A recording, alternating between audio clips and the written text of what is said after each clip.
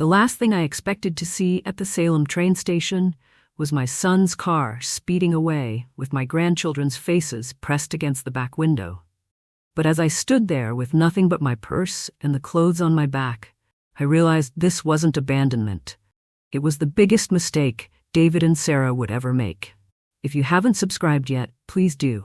It really encourages me to keep sharing these incredible stories with you all. Kindly let me know in the comments where you're watching from. I love knowing where my sweethearts are tuning in. Let me take you back to where this nightmare began, because what I'm about to tell you will change how you think about family, money, and trust forever. 2 months earlier, I was teaching my weekly financial investment workshop at the Tucson Women's Resource Center. Ladies, I said, the first rule of protecting your money is never invest emotionally, especially with family. The irony of those words would haunt me because in 3 hours, I was about to break every rule I'd spent 40 years as a CPA teaching. I'm Scarlett Hudson, 68 years old, a retired certified public accountant from the University of Michigan. After my husband James passed 4 years ago, I found purpose teaching women financial literacy. I thought I'd seen every scam, every manipulation. I was wrong. That Tuesday evening, my phone rang during the quilting circle. It was my son David, tears in his voice. "Mom, we're going to lose everything." My heart stopped. David lived in Portland with his wife Sarah and my grandchildren, 10-year-old Lily and 7-year-old Max. The whole tech department got laid off, he said. Then Lily needed emergency surgery, appendix. Medical bills wiped us out. We're 3 months behind on our mortgage, 45 days to foreclosure. The thought of my grandchildren losing their home was unbearable. "How much do you need?" I asked, already calculating my savings. $75,000. "Mom, you're the only family we have left." Against my professional training, I liquidated my conservative investments. My attorney drew up an 18-month loan agreement with a lien on their house. When David signed, he seemed uncomfortable. Sarah questioned every clause. "Is all this really necessary? It feels like you don't trust us." Red flag. I ignored it. The week after David signed the papers, I felt good about my decision. I was helping my family, being the grandmother I'd always wanted to be. I even started planning visits to Portland, imagining teaching Lily how to quilt and watching Max's soccer games. In my mind, I was investing in family bonds that would last a lifetime. Little did I know that David and Sarah were already calculating how to spend my money while keeping me as far away as possible. They had what they wanted from me. Now I was just an inconvenience to be managed. But looking back, I realized there was another red flag I missed. When I mentioned to David that I'd told my quilting circle about helping them out, his reaction was strange. Instead of gratitude, he seemed almost panicked. "Mom, maybe don't talk about our private family business with your friends," he said quickly. "Sarah's embarrassed enough about our situation." At the time, I thought he was being considerate of Sarah's feelings. Now I understand he was worried that someone with a clear head might ask the obvious questions I was too emotionally invested to ask myself. He needed me isolated and dependent on only his version of events. What makes this even more painful in hindsight is remembering how proud I was of David's maturity in handling the crisis. Here was my son, coming to me with a problem instead of trying to solve it alone. He seemed so grateful, so humble about asking for help. "Mom, I know this is a huge sacrifice," he'd said. "We'll never forget what you're doing for us." I actually felt closer to him than I had in years. I thought we were finally having the kind of adult relationship I'd always hoped for. Little did I know that every word of gratitude was calculated manipulation. Every expression of humility was designed to make me feel important and needed, while he planned to discard me the moment my usefulness ended. The saddest part of all this is that if David had simply been honest with me about his gambling problem, I would have helped him get treatment. If they had just asked for financial assistance without the elaborate lies, I probably would have given it willingly. But they chose deception over honesty, exploitation over genuine family support. They turned what could have been a moment of family coming together during a crisis into a calculated attack on someone who loved them unconditionally. That choice, to see me as a mark rather than as family, is what transformed their financial problem into a criminal enterprise and ultimately destroyed any chance of real reconciliation. Have you ever ignored red flags to help your family? Drop a comment below and hit subscribe. This is just the beginning of how a 68-year-old grandmother took down a criminal empire. The first month seemed perfect. David called every Sunday with job search updates. Sarah chatted about the kids' activities. They sent family photos. I felt proud my sacrifice preserved their happiness. But then things changed. Calls became infrequent. David seemed distracted, cutting conversations short. Sarah was never available. When I suggested visiting for Max's birthday, David hesitated. "This isn't the best time, Mom. Sarah's parents are coming. Maybe next month?" Next month never came. Every suggestion was met with excuses. I felt like I was being managed rather than loved. Then, Lily accidentally answered David's phone. "Grandma Scarlett, I miss you. When are you coming? Daddy keeps saying you're too busy, but I want to show you my purple room." Too busy? I hadn't been told about any room painting. "Lily, give me the phone," David said in the background. He never explained what he'd been telling the children. That's when I decided to surprise them with a visit. I flew to Portland and drove to their suburban neighborhood. When I pulled into their driveway, my generous assumptions shattered. The house looked nothing like a struggling family's home. Immaculate lawn, professionally maintained. A brand new Tesla in the driveway.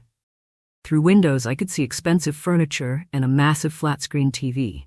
But the real shock came when I rang the doorbell. "David, can you get that?" Sarah called. "I'm arranging flowers for tonight's dinner party."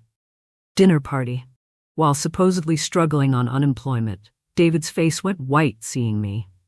"Mom, what are you doing here?" Inside, Sarah was arranging expensive flowers in crystal vases. "We didn't know you were coming."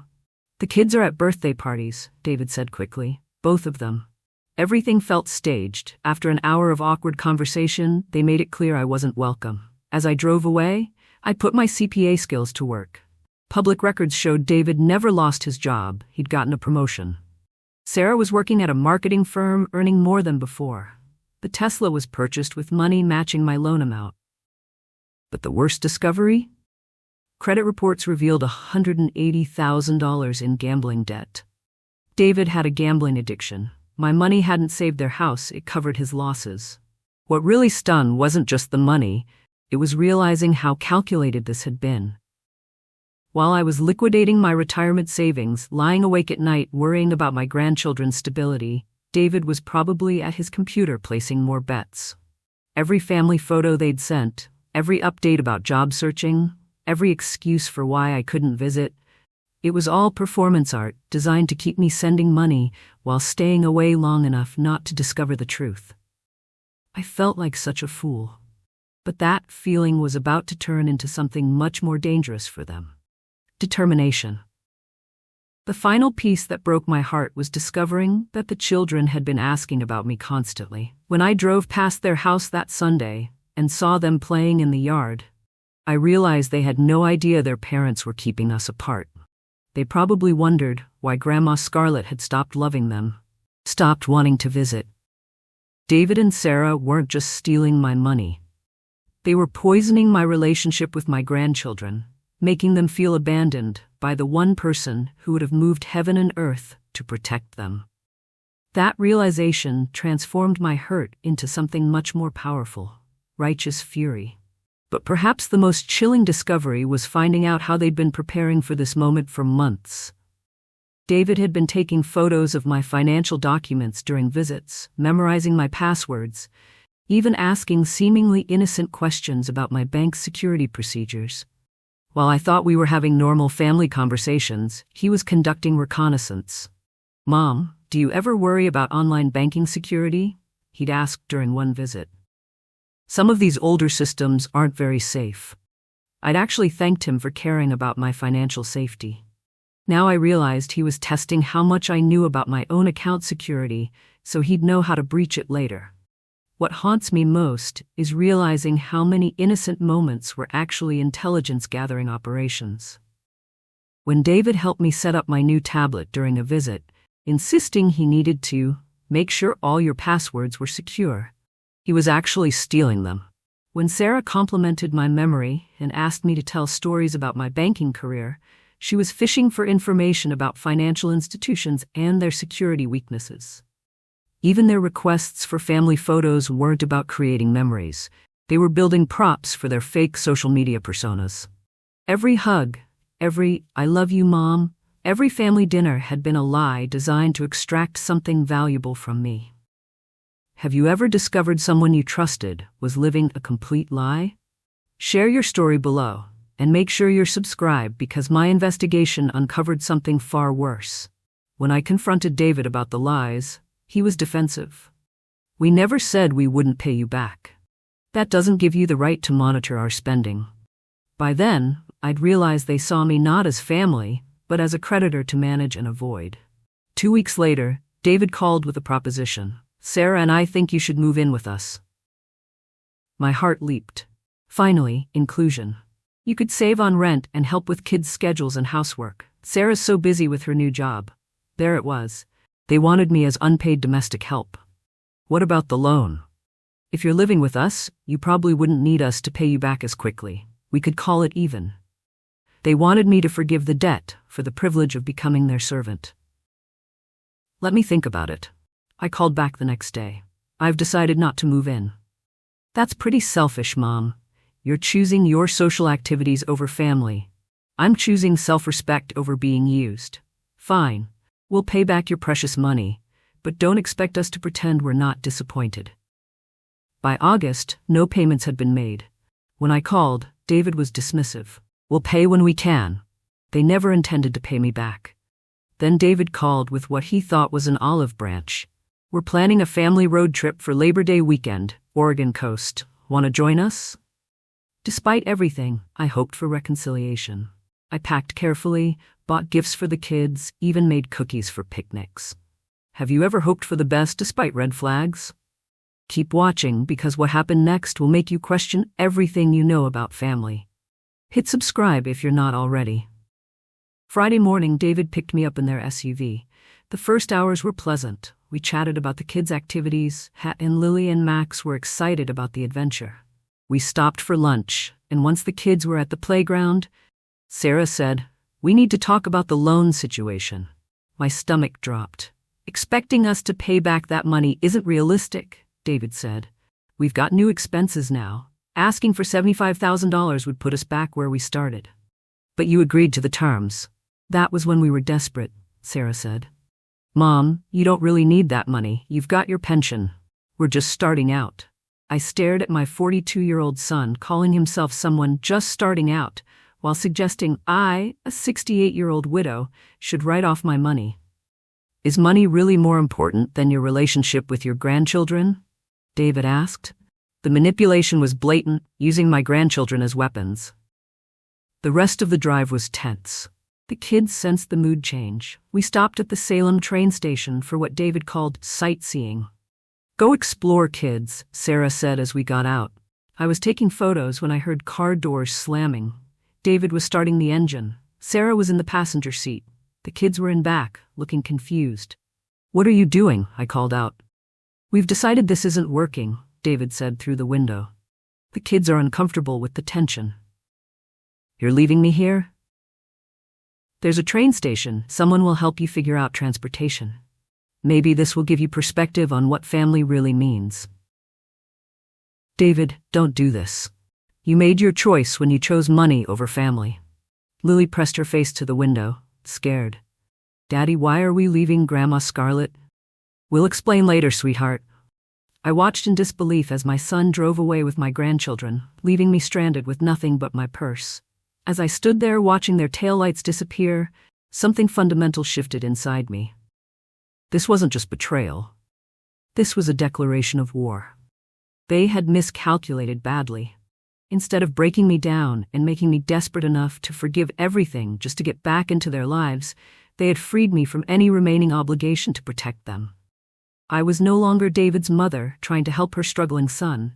I was now Scarlett Hudson, CPA, with 4 decades of experience tracking financial crimes, and I had just become very, very motivated to use every skill I possessed. But in that moment at the train station, I also felt something unexpected. Clarity. For months, I'd been making excuses for their behavior, blaming myself for being too demanding, wondering if I was being unreasonable about the money. Standing there alone, abandoned like a piece of luggage they no longer wanted to carry, all those doubts evaporated. This wasn't about family disagreements or hurt feelings anymore. This was about criminals who had targeted me because they thought I was weak and isolated. They were about to learn that being 68 years old doesn't mean being helpless, especially when you've spent your career following money trails and catching thieves.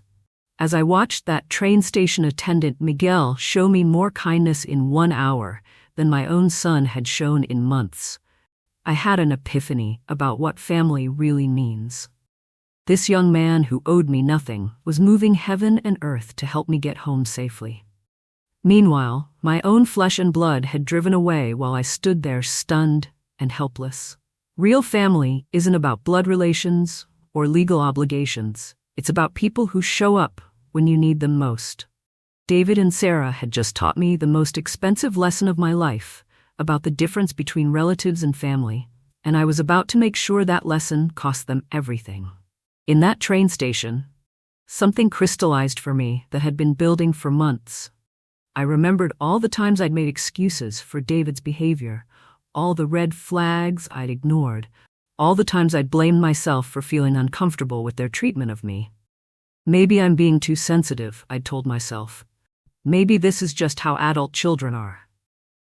But standing there abandoned, I realized that good people don't abandon 68-year-old women at train stations, no matter how angry they are. Good people don't steal credit card information while their victim is stranded. The David and Sarah I'd been making excuses for were figments of my imagination, projections of who I wanted them to be, rather than who they actually were. Can you imagine being abandoned by your own child? Have you experienced betrayal that took your breath away? Share below and stay subscribed, because what I did next changed everything. The train station attendant, Miguel, noticed me sitting there for hours. "Ma'am, are you okay? My family left me here." His eyes widened with outrage. "That's messed up. Let me help."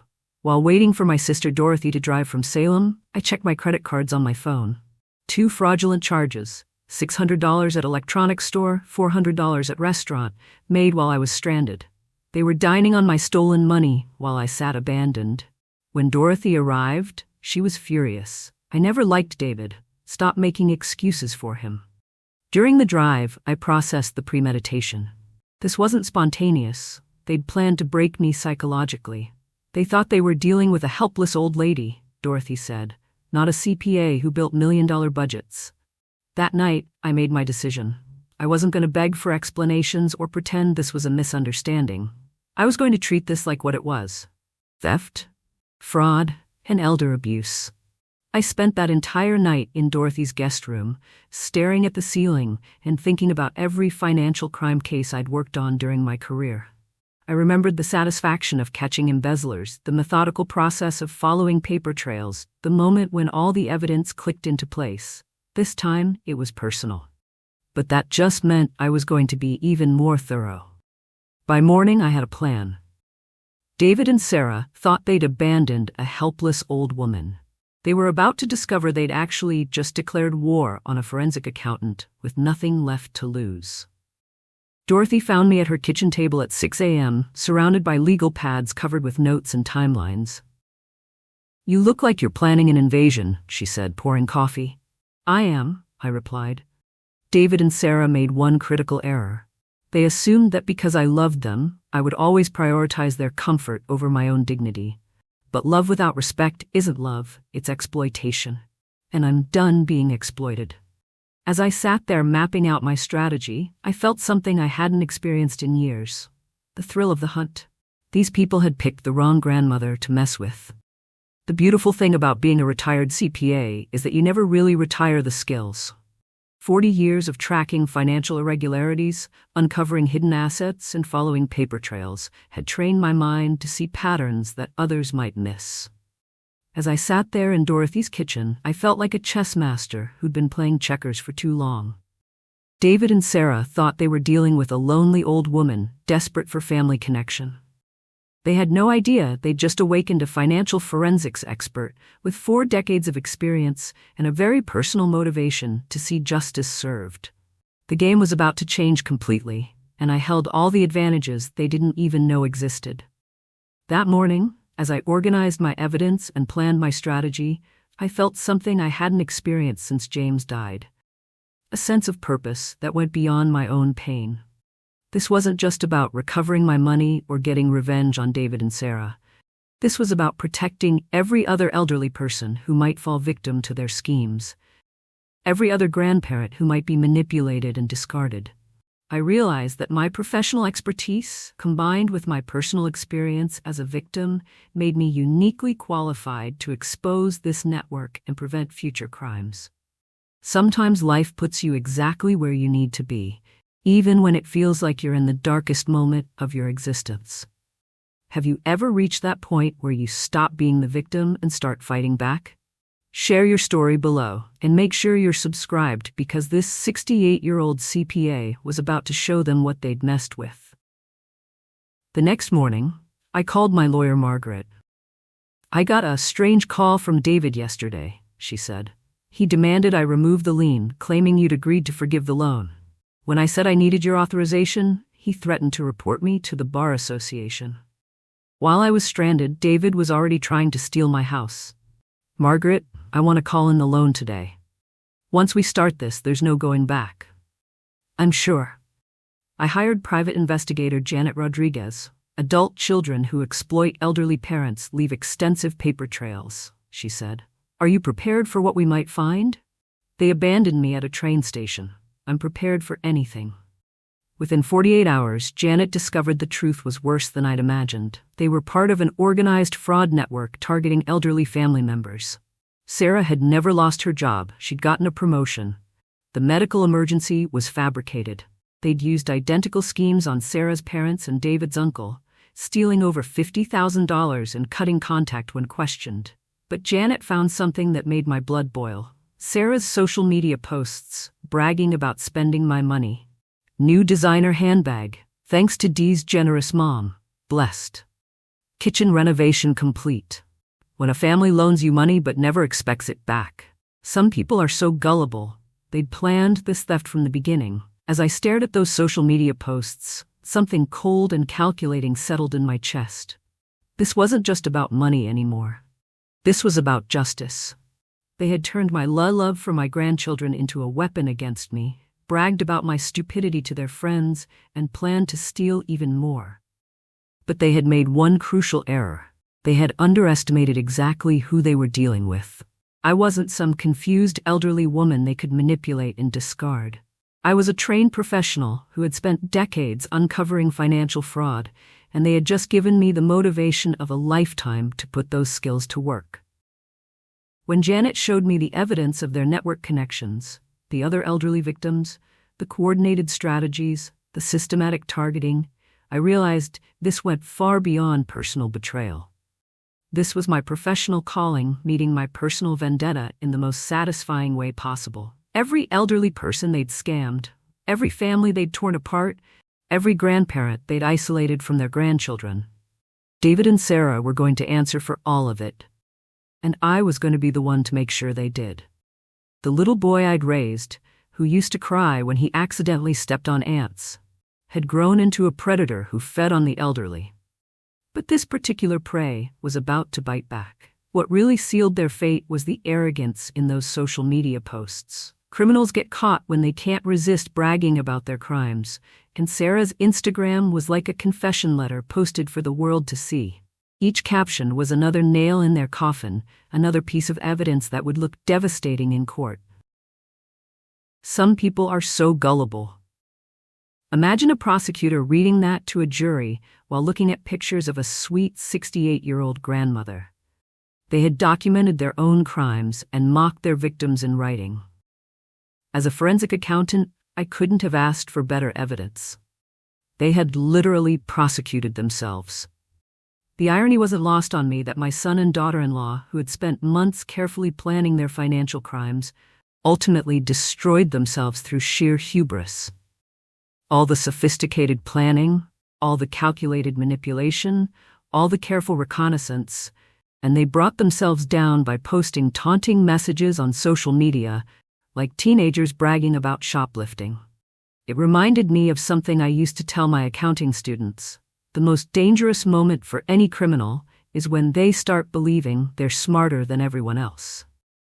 David and Sarah had gotten so confident in their scheme that they forgot they were dealing with evidence that could be used against them. Their arrogance became my greatest weapon. Can you imagine discovering someone was bragging about scamming you online? The betrayal cuts deep. Drop your thoughts below and hit subscribe because what came next will blow your mind. Janet also found text messages between Sarah and her sister. The old lady is trying to take our house. David's calling CPS to report her for abandoning the kids. We'll flip the script, make her look unstable. What if she has evidence? What evidence? She was alone. The kids will say whatever we tell them. They'd coached my grandchildren to lie about what happened, but David's mistake was photographing my financial documents during visits, building a file to access my accounts if needed. Janet found evidence of systematic identity theft preparation. This isn't just civil fraud, my elder law attorney Linda Walsh said. This is organized criminal activity. We took everything to the police. Detective Martinez reviewed the evidence. This is one of the most comprehensive elder abuse cases I've seen. We're opening an immediate investigation. But then David and Sarah escalated. My bank called about attempted transfers from my savings, $60,000 to an Oregon account. They're trying to steal directly from your accounts now, I told Detective Martinez. We're accelerating the timeline. Janet called with alarming news. They sold their Tesla for cash, withdrew maximum amounts from ATMs, and researched countries with no extradition treaties. They're planning to run. Have you ever realized someone was planning to disappear with stolen money? The fear is overwhelming. Share below and stay subscribed because the dramatic conclusion is coming.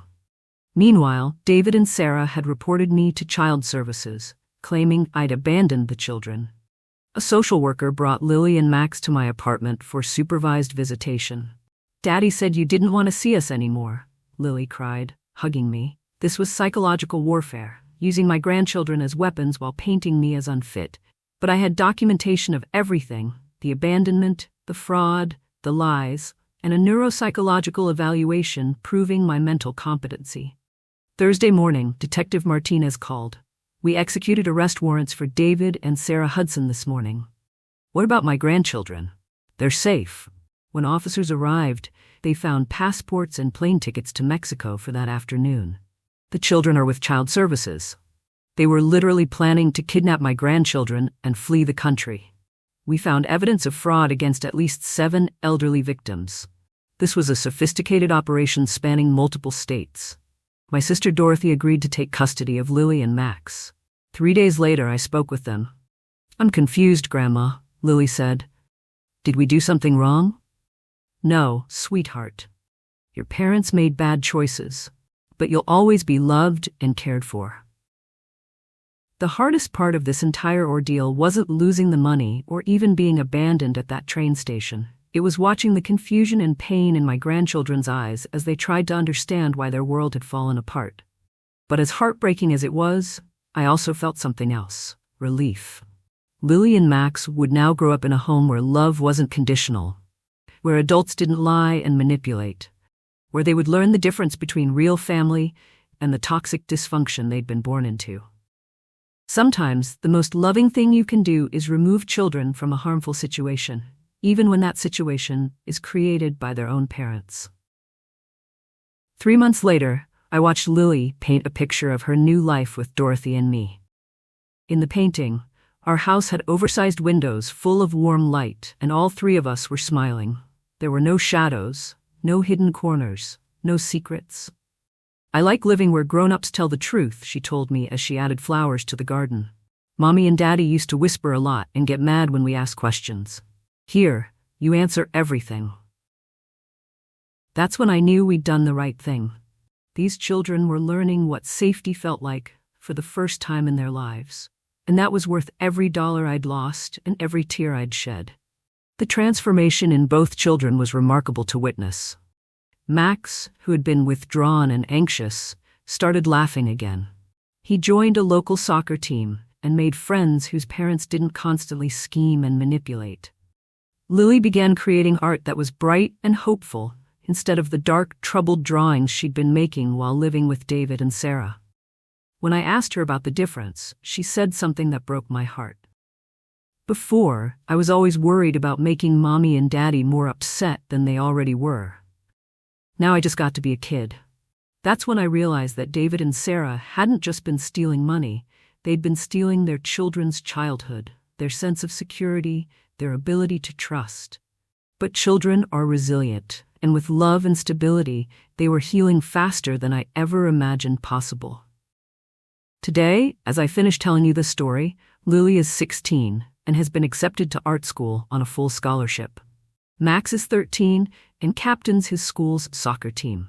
More importantly, they've both grown into young people who understand the difference between love and manipulation, between family and exploitation. They know their story. We've never hidden the truth from them.